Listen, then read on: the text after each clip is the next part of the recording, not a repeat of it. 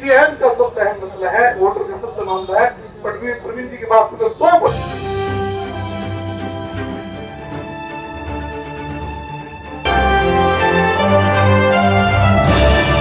मैं भुपिंदर सिंह भागू माजरा Shivalik TV channel से तुहाडा स्वागत है।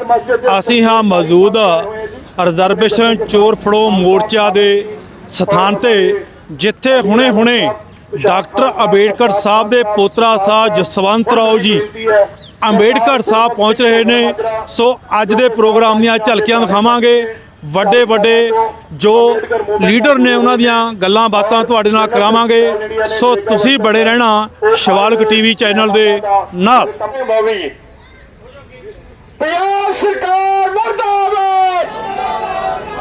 साथी जी तुहानूं तारीफ दा समा पौने 300 प्लाट 5-5 मरले दे लाट कराए ने साथी ने। बाबा साहब तेरी सोच ते बाबा साहब तेरी सोच ते क्या ऊपर भी जावांगे तो वैल्यू बाबा साहब तेरी सोच बाबा साहब तेरी सोच बाबा साहब तेरी सोच पे पैरों के आगे ठोक के अम्बेडकर साहब आगे बढ़ो, हम तुम्हारे साथ हैं। भीमराव जसवंतराव अम्बेडकर साहब आगे बढ़ो, हम तुम्हारे साथ। अम्बेडकर साहब जिंदाबाद जिंदाबाद जिंदाबाद जिंदाबाद जिंदाबाद जिंदाबाद जिंदाबाद। आपको देख लिया, ये मेहरबानी ओपी इंदल साहब की है जिन्होंने पूरी संगत को आपके दर्शन कराए हैं। वो समा हमारे बुजुर्गों ने बाबा साहब के साथ काम किया।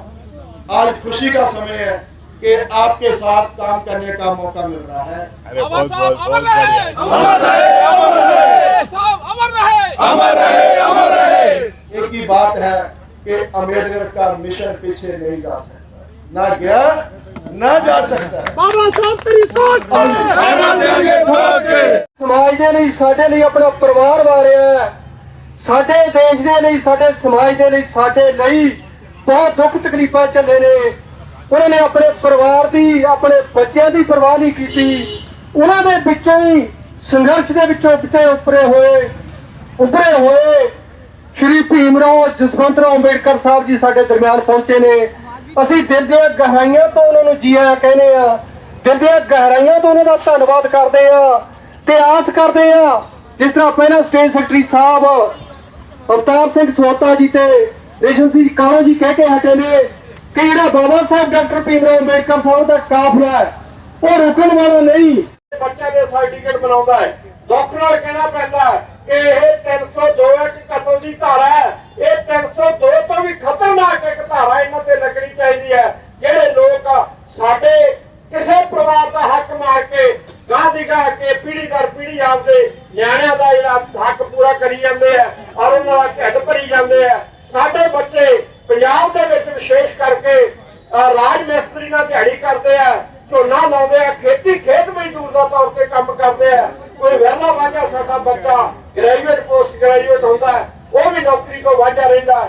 ਸੋ ਮੈਂ ਤੁਹਾਨੂੰ ਦੁਆਰਾ ਫੇਰ ਬੇਨਤੀ ਕਰਦਾ ਤੁਹਾਡੇ ਚਰਨਾਂ 'ਚ ਕਿ ਅਸੀਂ ਹਮੇਸ਼ਾ ਆਹ ਸਾਰੇ ਲੋਕ ਆ ਜਿਹੜੇ ਇਹ ਸਾਰੇ ਪੰਜਾਬ ਦੀ ਆਵਾਜ਼ ਆ ਔਰ ਅੱਜ ਤੁਹਾਡੀ ਆਵਾਜ਼ ਇਹ ਸਾਰੀ ਦੁਨੀਆ ਸੁਣੇਗੀ ਕਿ ਜਿਹੜਾ ਕਿ ਸਾਨੂੰ ਤੁਸੀਂ ਅੱਜ ਇੱਕ ਮੈਸੇਜ ਦੇ ਕੇ ਜਾਓਗੇ ਕਿ ਅਸੀਂ ਆਪਦੇ ਦਲਿਤ ਸਮਾਜ ਨੂੰ ਸਮੁੱਚੇ ਭਾਰਤ ਵਿੱਚ ਜਿਵੇਂ ਬਾਬੂ ਕਾਂਸ਼ੀ ਰਾਮ ਜੀ 85% ਆਬਾਦੀ ਦੀ ਗੱਲ ਕਰਦੇ ਸੀ, ਅਸੀਂ ਉਸੇ ਤਰ੍ਹਾਂ ਆਪਦੀ 85% ਆਬਾਦੀ ਦੀ ਜਿਹੜਾ ਹੈਗਾ ਸਮੱਸਿਆਵਾਂ ਨੂੰ ਲੈ ਕੇ ਘਰ ਘਰ ਤੱਕ ਜਾਵਾਂਗੇ।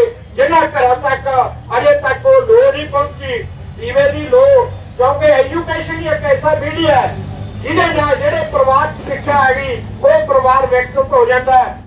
तो ये मामला पूरे पंजाब में है। आप रिजर्वेशन तोड़ फोड़ो मोर्चे से आए हो, हमारे लिए बहुत बड़ी बात है। जैसे इंदल साहब ने ये एफर्ट्स करके के दर्शन हुए हैं तो आपसे हम मोर्चे से बेनती करते हैं कि जो पंजाब सरकार है आज यहाँ से कोई ऐसा ऐलान जरूर करके जाओ कि जो पंजाब सरकार है उस जो हमारे मोर्चे को नोटिस करे।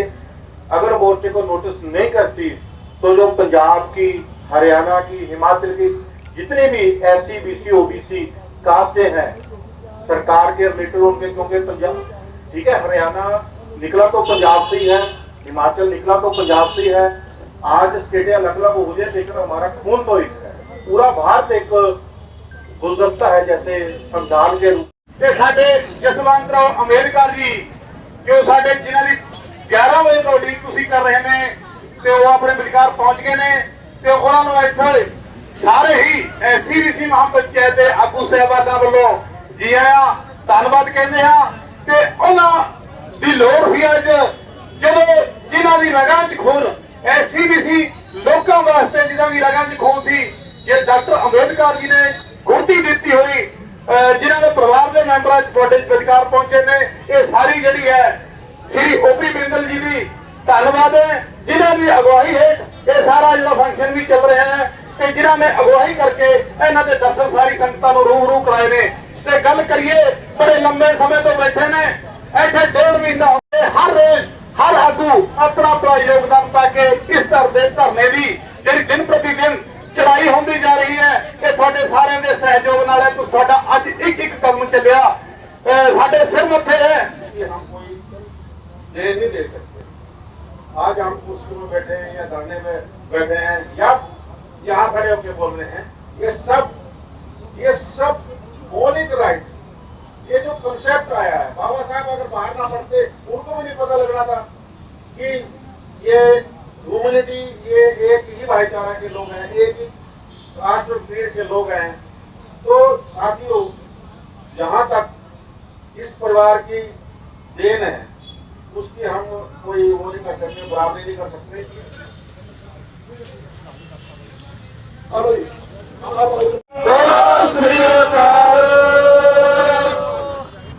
ये जनता का लिलाव है, जनता फॉलोअर्स है बाबा साहब की विचारों की, उसको राजनीति के बाजार में बेचने का धंधा आज लीडर लोगों ने शुरुआत किया है। इसलिए मैंने यूपी में प्रबुद्ध रिपब्लिकन पार्टी का ऐलान किया। आज पूरे भारत भर में ईवीएम के खिलाफ जंग होनी जरूरी है, नहीं तो फिर से जो आज बोल रहे हैं हम लोग 400 पार जाएंगे वही आएंगी। और बाबा साहब ने जो क्रांति किए हैं, हमें हक और अधिकार दिए हैं, मैं समझता हूं आने वाले समय में यह व्यवस्था फिर से बैठ गई, यह सरकार फिर से बैठ गई सेंटर में, तो हमारे लिए बहुत कठिनाई का सामना करना पड़ेगा। आज हमें हमारी नई सोच है, हमारे बारे में नहीं सोचना है, तो हमारे आने वाले नस्लों के लिए सोचना पड़ेगा। भाई उनके भविष्य के लिए हमें सोचना पड़ेगा, उनका भविष्य कैसा होगा। नहीं तो बच्चे आगे बढ़ के आपको सबको पूछेंगे, इधर मेरे साथ खड़े हैं उनको, और उसके संविधान को लिए बचाने के लिए हमें रोड पर की लड़ाई लड़नी पड़ेगी। जब सत्ता आ जाएगी तो ऐसे आंदोलन करने की जरूरत नहीं, मैं समझता हूं। इसके बाद भीख मांगने की जरूरत नहीं है। भाई हम सत्ते में, हम लोग इतने संख्या से हैं, हम लोग इतने परसेंट है, हमारी भागीदारी होनी चाहिए। आने वाले समय में हमारी राज्य सत्ता हर एक राज्यों में होनी चाहिए। ऐलान करो भाई, हम लोग हरी हुई बाजी कभी खेलते नहीं, बाबा साहब ने कभी हरी हुई बाजी खेली नहीं, ये भी सोच लो। जो भी बाबा साहब ने आंदोलन किए, जो भी बाबा साहब ने हासिल किया है, ये अपने दिमाग से और रोड की लड़ाई से किए हैं। हम उनके फॉलोअर्स हैं, हमें भी वही सोचना पड़ेगा कि बाबा साहब की क्रांति हमें आगे लेके जानी पड़ेगी। क्योंकि बाबा साहब ने हमें धोखा बताया था, लेकिन आज भूल गए सब जन। बाबा साहब ने मराठी में कहा था, मेरा रथ इधर तक आया। रथ बोला तो क्रांति का, रिवॉल्यूशन का रथ आ गया है, वो पीछे मत लेके जाओ, नहीं समझा तो उधर ही रखो। आज समय आ गया है, बाबा साहब तो अकेले थे, आज तो हम करोड़ों के संख्या से है, बाबा साहब के आदमी है। वादा करेंगे कि हम बाबा साहब का क्रांति का रथ आगे लेके जाएंगे और इस देश का भविष्य हम लोग उज्जवल करेंगे।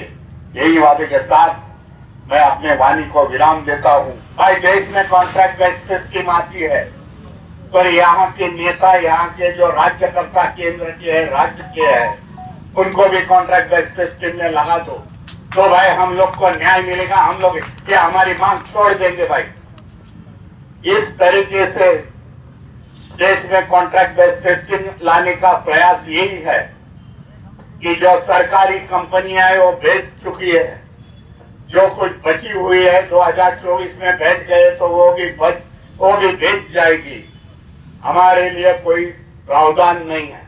बच्चे जाते कोर्ट में से आदेश लाते हैं, लेकिन सिस्टम इतनी गंदी हो चुकी है, जनरल कैटेगरी का ऑफिसर ऊपर बैठता है, देखूंगा ये करूंगा, फिर नारेबाजी महाराष्ट्र में लगती है। करूं, आप महाराष्ट्र से चल के पंजाब आए हैं, आपका काटोन धन्यवाद।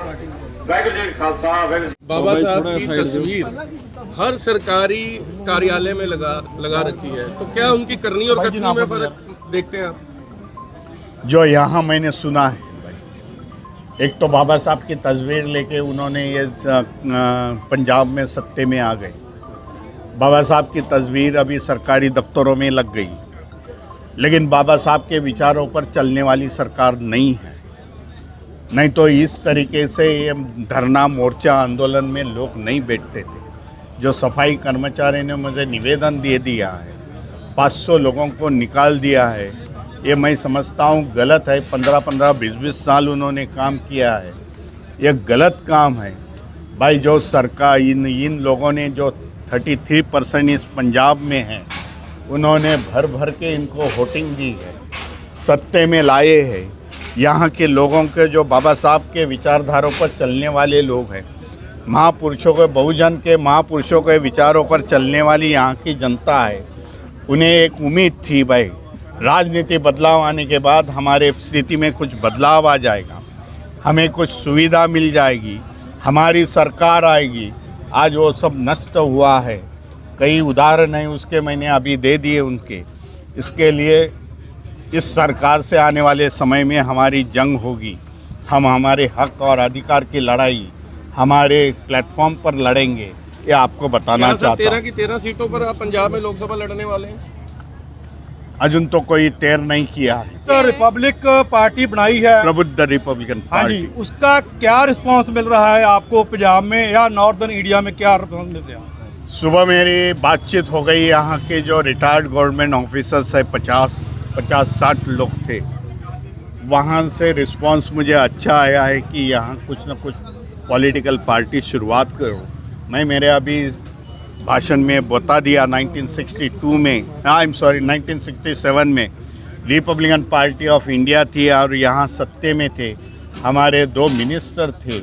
आज मैं उम्मीद करता हूँ वही समय आज आने वाले समय में आ जाएगा और रिपब्लिकन पार्टी का नाम पंजाब में रोशन हो जाएगा। आप किसी पार्टी को समर्थन देंगे या फिर इंडिपेंडेंट लड़ेंगे?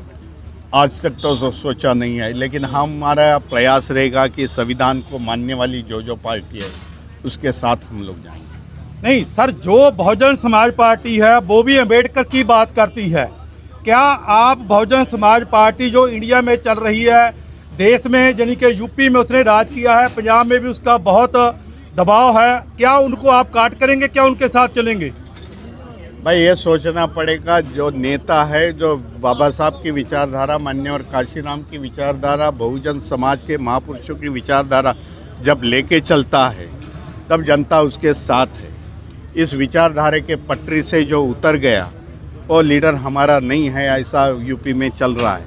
इसके लिए जो आज जनता बड़ी होशियार हो चुकी है, पंजाब होवे और उत्तर प्रदेश होवे, उन्हें पता चला है कि भाई जो 4 बार मुख्यमंत्री रह चुकी है, उनकी नीयत कैसी है और करनी और कसमी सोच क्या है।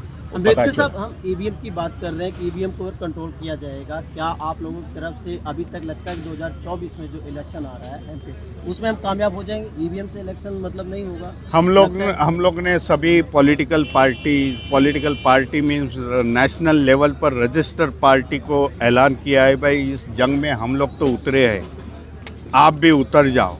और सुप्रीम कोर्ट में जो पिटीशन फाइल हुए हैं, वो पिटीशन पर हेयरिंग होके उस पर कुछ न कुछ मसला निकल जाए। जिस तरह से कार्रवाई चल रही है, अगर सुप्रीम कोर्ट की बात की जाए इस मुद्दे को लेकर, आप लोग जिस तरह लड़ाई लड़ रहे हो, क्या लगता है कि 2024 में या आप देश की जनता को आश्वासन दिलाते हो कि कामयाब हो जाएंगे आप इस लड़ाई में?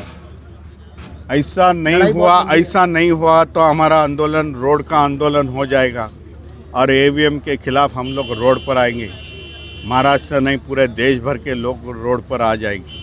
आज जो ये मोर्चा बिठाया है, लगता है कि मान सरकार आपके आगे झुकेगी, जिस के लोगों को मैं सपोर्ट देने के लिए आज आया था यहाँ जो बैठे हुए थे, और उनको बताया दिया कि भाई समस्या ऐसे नहीं हल होती है, तो कानून अपने हाथ में ले लो, जो समय आप काम करते हैं वो काम बंद कर दो, तो ये सरकार आपके साथ बैंड हो जाएगी, आपके साथ कुछ न कुछ बोलेगी। एक बार पार्टी का नाम बताएंगे, क्या नाम?